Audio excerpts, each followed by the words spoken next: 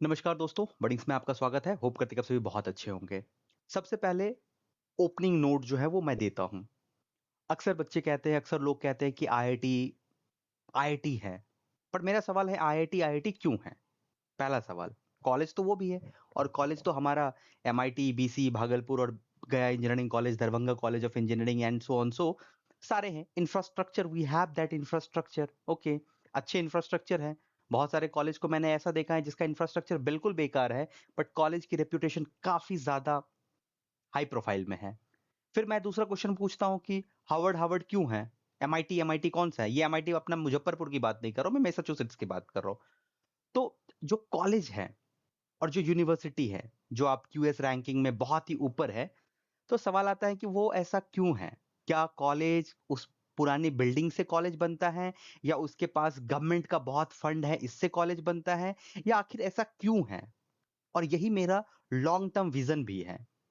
और मुझे लगता है कि अगर तुम इस वीडियो को देखने के बाद इसमें से कोई भी 10 बच्चे भी अलग-अलग कॉलेज से आ जाते हैं खड़े होके, जो फर्स्ट ईयर में अभी एडमिशन कर लेने जाओगे, एडमिशन लेने के बाद जब हम साथ में मिलके एक सिंगल विजन पे काम करेंगे, देन हम बहुत कुछ बदलाव ला सकते हैं।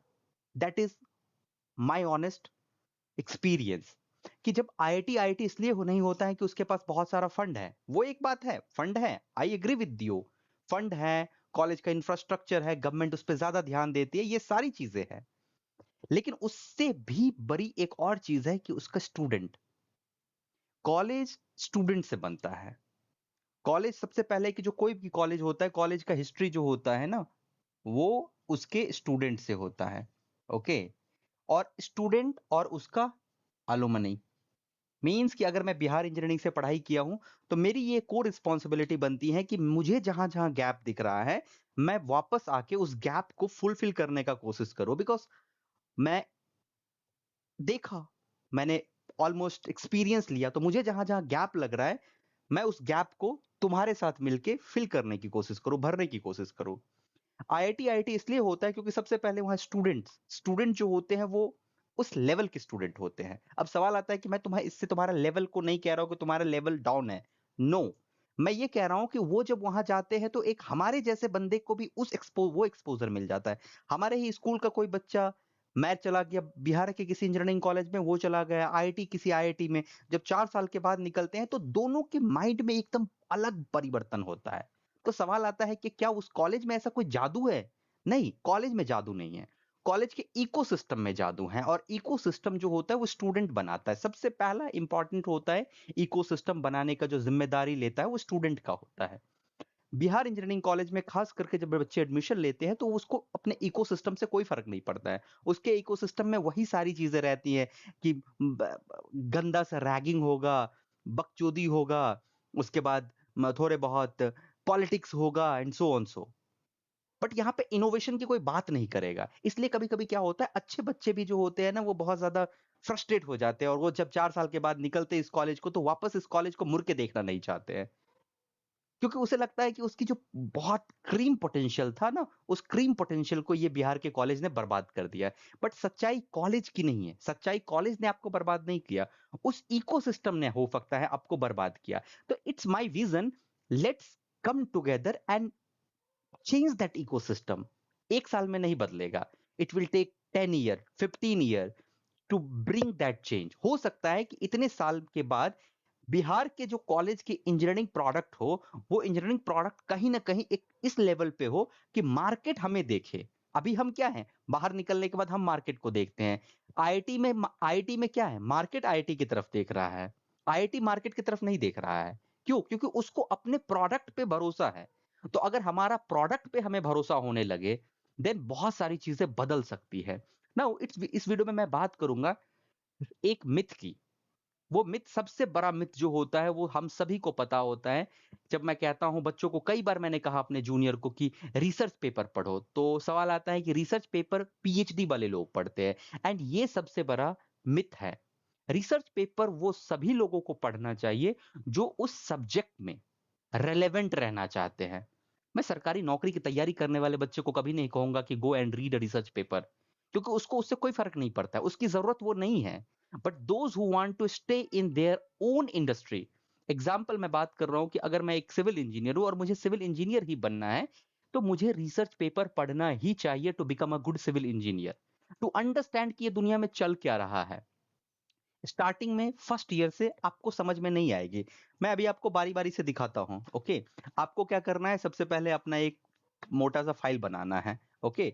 और आपका जो कोर रिसर्च आपको लगता है कि भाई मैं सिविल इंजीनियरिंग हूँ, मैं आपको कुछ और बताऊँगा, आइडिया दूँगा कि कौन-कौन सा टाइप का रिसर्च पेपर आपको गूगल स्कॉलर से निकालना है। पर गूगल स्कॉलर जैसे गूगल इमेज होता है, गूगल सर्च होता है, उसी तरीके से गूगल स्कॉलर है। एक पूरा का पूरा गूगल स्कॉलर का एक वेबसाइट होता है, आप ग गूगल स्कॉलर टाइप करना, ओके?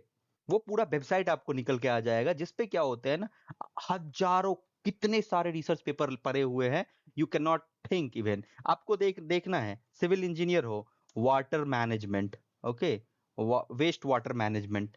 वेस्ट वाटर मैनेजमेंट में मुझे दिख रहा है कि development in water treatment method so on so 2024 का है। पूरे वर्ल्ड का जितने लोग को होता है वो यहाँ पे करते हैं। अब क्या करोगे, कोई सा भी एक अपने इंटरेस्ट का रिसर्च पेपर डाउनलोड किए, ओके, डाउनलोड किए, 10 रुपए लगा के प्रिंट आउट निकाल के लाओगे, जैसे मैं तुम्हें दिखा रहा हूँ, ओके। जैसे अगर मैं मार्केट की बात कर रहा हूँ तो एआई पे बात हो रही है, ठीक है? तो ये बेसिकली है लिफ्टिंग, ये रिसर्च पेपर है basically AI as a service पे, ओके। कैसे एआई मॉडल काम करता है, इस पे ये पूरा रिसर्च पेपर है, ओके। आपको दिखाई दे रही होगी, इस टाइप का रिसर्च पेपर होता है, ओके। आपको ये पढ़ने की आदत डालनी पड़ेगी, नहीं पढ़ पाओगे, बहुत चीजें नहीं देख रहे हो, थोड़ा बहुत पढ़ा, थोड़ा बहुत समझ में आया, बहुत चीजें नहीं समझ में आया, okay. Now let's another example, कि अभी आपने बहुत सुना होगा कि ये चैट जीपीटी और उस तरीके से आपको, आपने सुना होगा डीप सीक एआई, ओके। तो आपने कभी सोचा कि डीप सीक एआई पे रिसर्च पेपर है? ये है डीप सीक एआई पे रिसर्च पेपर, ओके। कि कैसे एलएलएम मॉडल काम करता है, एलएलएम मॉडल क्या होता है, एलएलएम मॉडल कैसे काम करता है। यू कैन सी यहाँ पे पूरा का पूरा एलएलएम मॉडल का दिखाई नहीं दे रहा होगा, मैथमेटिक्स है यहाँ पे, ओके। ये एलएलएम मॉडल का मैथमेटिक्स है, ओके। कैसे ये मैथमेटिक्स डीप सीक में एआई को कैसे मॉडलिंग किया जाता है एंड सो ऑन सो।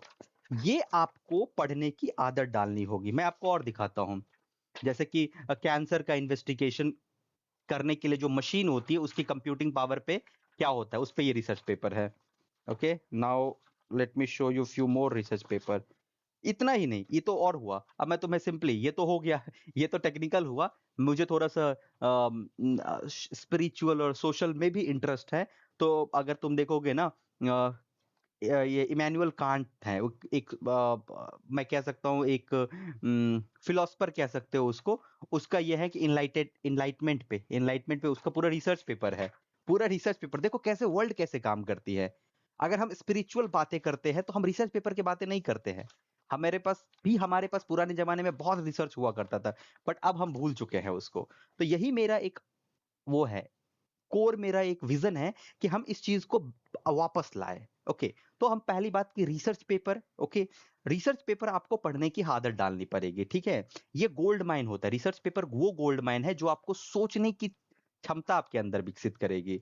तो पहला मिथ पीएचडी वाले के लिए नहीं होता है। फर्स्ट ईयर इंजीनियरिंग स्टूडेंट कोई भी ब्रांच का है, अगर आपको इंजीनियरिंग में ही रहना है तो आपको पढ़ना चाहिए, और आपको पढ़ना ही पड़ेगा to make a good ecosystem. IIT का सपना देखना इज गुड, बट आईआईटी के अंदर जो मिल सकता है वो हम ट्राई करेंगे कि यही से मिले। अब जरूरी नहीं है कि हर स्टूडेंट को गुरुद्रोण मिले, ओके। गुरुद्रोण हर स्टूडेंट को नहीं मिल सकता है, तो जिसको नहीं मिलता है वो खुद से अपना इकोसिस्टम तैयार कर लेता है। तो आपको अपने पे भरोसा इतना होना चाहिए कि एटलीस्ट मैं खुद से अपना इकोसिस्टम बना सकूं। हो सकता है कि आईआईटी के बच्चे का एवरेज 15 लाख का पैकेज होता है, मेरा कुछ ना हो तो मैं एटलीस्ट कॉलेज से निकलने के बाद जॉब तो ले सकता हूं। इतना तो मेरे पास भरोसा अपने आप पे होना चाहिए कि कुछ कर सकता हूं, ठीक है। अभी जैसे कि आपको कौन कौन सा फील्ड है, अगर कंप्यूटर साइंस में है तो एआई कितना ज्यादा बातें चल रही है, उस पे रिसर्च पेपर है। डेटा साइंस पे रिसर्च पेपर है, रोबोटिक्स पे रिसर्च पेपर है, एंड सो कंप्यूटिंग पैराडाइम पे रिसर्च पेपर है। बहुत चीजें हैं, बहुत चीजें सोचने के लिए है, ओके। नाउ सेकंड की अगर बोलोगे भैया ये तो कंप्यूटर साइंस का आपने बोल दिया, सिविल का कुछ बताओ, तो सिविल का तो मैं देख के मुझे हैरान हो गया कि इतने सारे ओपन एरिया है रिसर्च करने के लिए, बच्चों को पढ़ने के लिए।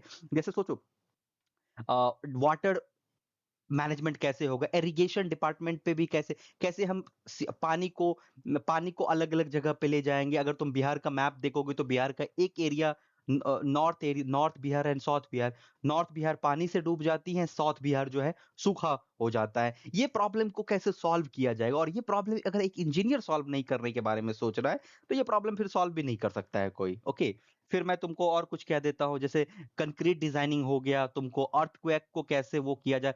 कोसी का तो इतना बड़ा रिसर्च प्रोजेक्ट है कि कोसी के बाढ़ को कैसे सॉल्व किया जाए। हर साल बाढ़ आती है, हर साल प्रॉब्लम होता है। ओके, मैं चाहता हूं कि जो इंजीनियरिंग को इतने सारे इंजीनियरिंग कॉलेज है, इतना सारा थिंक टैंक बन जाए ना उस कॉलेज में, कि मतलब गवर्नमेंट को ना सॉल्यूशन के लिए कहीं दुनिया नहीं देखनी पड़े। सॉल्यूशन कौन देता है, तुमको क्या लगता है सॉल्यूशन? ये सॉल्यूशन कोई क्या आईएएस आईपीएस देगा? तुमको ऐसा लगता है कि एक स्टेट पीसीएस वाला ये सॉल्यूशन दे सकता है? नहीं। इसीलिए तुम्हें बात समझना पड़ेगा कि जितने भी डेवलप्ड कंट्री हैं या डेवलपिंग कंट्री हैं, उसका जो थिंक टैंक होता है ना, वो हर कॉलेज होता है, उसका बेस्ट कॉलेज होता है। जैसे इंडियन रेलवे का थिंक टैंक आईआईटी खड़गपुर है, ऐसे ही तुम्हें अगर कार्बन कैप्चर का है, जैसे इंडियन ऑयल हुआ, इन सब कंपनियों का जो थिंक टैंक है वो डिफरेंट डिफरेंट आईआईटी हैं। ओके, नमामि गंगे का थिंक टैंक आईआईटी कानपुर है। ऐसे करके बहुत सारे हैं जो कि थिंक टैंक इन कॉलेजेस में बना के रखा हुआ है। तो ऐसा हमारा भी विजन हो सकता है कि जब हमारे पास ऐसे थिंक टैंक वाले बच्चे आए ना, तो हम जैसे सोच सके कैसे हम प्रॉब्लम को सॉल्व कर सकते हैं। और मैं बार बार कहता हूँ कि engineering is not all about degree, it's all about like who can solve problem. And problem तो भरे हुए है, प्रॉब्लम तो इतना है इंडिया में, जहां पे जो डेवलपिंग कंट्री है उसी के पास ही तो प्रॉब्लम है। और जहां प्रॉब्लम है वहां अपॉर्चुनिटी है, एंड जहां अपॉर्चुनिटी है वहां नौकरी कैसे नहीं हो सकती है? सवाल आता है वहां नौकरी कैसे नहीं हो सकती है? यही तो सिंपल सा सवाल है। मैं तो बार बार कहता हूं कि कुछ नहीं होगा ना, हम तेल पैदा करेंगे, हम कुछ ना कुछ कर लेंगे, इतना अपॉर्चुनिटी है ओके मार्केट में। तो तुम देख ही रहे हो फूड प्रोसेसिंग का कितना गंदा हालत है, फूड प्रोसेसिंग का। क्या वहां रिसर्च एरिया नहीं है? किसान को पानी नहीं मिल पाता है, वहां टेक्नोलॉजी नहीं हो सकता। इलेक्ट्रिकल इंजीनियर हो, how you can integrate IoT? IoT को इलेक्ट्रिकल इंजीनियरिंग से कैसे अप्लाई कर सकते हो? वायरलेस हो गया, power transmission, wireless power transmission, Apple ने वायरलेस पावर ट्रांसमिशन ले आया हुआ है। उसके फोन में देखोगे कि तुम चार्जर की जरूरत नहीं होती, उसको रख दो और चार्ज हो जाता है। पावर ट्रांसमिट हो रहा है ना, कुछ टाइम के बाद ये पावर ट्रांसमिशन एक कंप्लीट कैसे हो सकता है? ये हुआ तुम्हारा इन्वर्टर डिजाइनिंग कैसे कर सकते हैं, कैसे हम खास करके हम जब सोलर पावर, सोलर एनर्जी का हो, कैसे सोलर एनर्जी को हम और ज्यादा यूटिलाइज कर सकते हैं। इतने सारे ओपन एरिया है, इतने सारे वो है, मतलब फिलर्स है, मतलब ब्लैक होल है, जहां पे हम ये अपने सारे ये जो हमारा दिमाग है ना उसको यूज कर सकते हैं। अगर आप इसी से हो, मेरा सेकंड ईयर में जो मैंने अपना प्रोजेक्ट बनाया था, वो मैं आईएसटी सिरपुर में, जिसको एनआईटी सिरपुर, एनआईटी कोलकाता समझ लो एक तरीके से, तो आईएसटी सिरपुर था, वहां पे वो प्रोजेक्ट था, और वो प्रोजेक्ट बेसिकली माइमो था। माइमो का मतलब होता है 5G टेक्नोलॉजी पे, ये 4G से 5G की तरफ जा रहे हैं, कैसे बैंडविड्थ बदलता है, कैसे चीजें बदलती हैं, एंड सो ऑन। सो तो ये हुआ, वीएलएसआई है तुमको। फिर उसके बाद अगर तुम मैकेनिकल से हो तो रोबोटिक्स है तुम्हारे पास, फिर विंड टरबाइन है, 3D प्रिंटिंग है, सो ऑन, बहुत सारी चीजें है। ये तो मैंने थोड़ा थोड़ा बताया है, but it's up to you how you are going to utilise your engineering. मैं बार बार कहता हूं कि इंजीनियरिंग इतना मजेदार है ना, इतना मजेदार इंजीनियरिंग डोमेन है ना, कि वो जो गाली देते हैं, कभी कभी कोई लोग गाली देते हैं इंजीनियर्स को, तो मैं बार बार कहता हूं कि जब लोग इंजीनियर्स को गाली देते हैं तो मैं थोड़ी देर तक उस पर हंसता हूं, मन में हंसता हूं, मैं बताता नहीं हूं, बट मन में हंसता हूं। क्योंकि जब तुम चीजों को जोड़ दोगे, सिर्फ सिर्फ चीजों को तुम जोड़ दोगे नौकरी से, गवर्नमेंट जॉब से, इन सब चीजों से, सब चीजों को जोड़ दोगे, तो बच्चे पहले से ही सोच के जाएंगे, यार मतलब करेंगे तो नौकरी सरकारी, नहीं तो बेचेंगे तरकारी। ठीक है ना? तो जब इसी सोच से आप स्टार्ट करोगे अपनी जर्नी, तो फिर अपॉर्चुनिटी नहीं दिखेगी। मैं बार बार कहता हूं कि अपॉर्चुनिटी इतनी है, अपॉर्चुनिटी इतनी, क्योंकि हम देख नहीं पा रहे। अब तुम बोलोगे बहुत बक-बक कर रहे हो, बताओ अपॉर्चुनिटी किधर है? मुझे भी नहीं पता कि अपॉर्चुनिटी किधर है। To be very honest, I don't know where is opportunity. But I know कि हम जब सोचते हैं तो हमें लगता है कि ये भी फील्ड है, ये भी फील्ड है, यहाँ पे भी है। ये आपको सोचना पड़ेगा। इसको कहते हैं कि ट्रेडिशनल पाथ नहीं बना हुआ है, और ट्रेडिशनल पाथ नहीं होता है। ट्रेडिशनल पाथ नहीं, तभी तो जनरल कॉम्पिटिशन में भीड़ क्यों है? इसलिए भीड़ है क्योंकि ₹800 में कोर्स मिल जाएगा, ₹1000 में कोर्स मिल जाएगा, मोबाइल है, इंटरनेट ही है, तैयारी स्टार्ट कर दो। बट ये सब जो मैं तुम्हें बता रहा हूँ इसके लिए सोचना पड़ेगा, बहुत सोचना पड़ेगा कि कैसे इरिगेशन सिस्टम को फिक्स किया जा सकता है, क्या मैं कर सकता हूँ, क्या मैं उसमें कंट्रीब्यूट कर सकता हूँ, थोड़ा-सा उसमें रिसर्च करेंगे, थोड़ा-सा दिमाग लगाएँगे, गवर्नमेंट को मेल लिखेंगे, गवर्नमेंट को बताएँगे कि ये मेरा सोच है। गवर्नमेंट को लगेगा कि यार इस ये बच्चा बंदा सही बोल रहा है, लेट्स ब्रिंग अ प्रोजेक्ट। वो तुम्हें बुला लेगा, तुमसे बोलेगा कि चलो ये लो 5 करोड़ का प्रोजेक्ट मैं तुम्हें दे रहा हूँ, लेट्स डू। इसको हम कहते हैं कि वो थिंक टैंक का हब बनाना। तो इसमें आप बोलोगे करेंगे कैसे? तो सबसे पहले अब मैं पूरे कंक्लूड करता हूँ इस वीडियो को। सबसे पहले आपको जिस कॉलेज में भी एडमिशन मिले, अपने जैसे 2-4 बंदे को कलेक्ट करो और अपने ब्रांच में अपने जैसे 2-3 बंदे को एटलीस्ट कलेक्ट करो जो कि इस टाइप का सोचता है। फिर अपना एक क्लब बनाओ, कॉलेज में एक क्लब बनाओ। आईआईटीज़ में क्लब होते हैं। हमारे यहाँ पे क्या क्लब होगा? क्रिकेट क्लब होगा, डांस क्लब होगा, ठीक ना?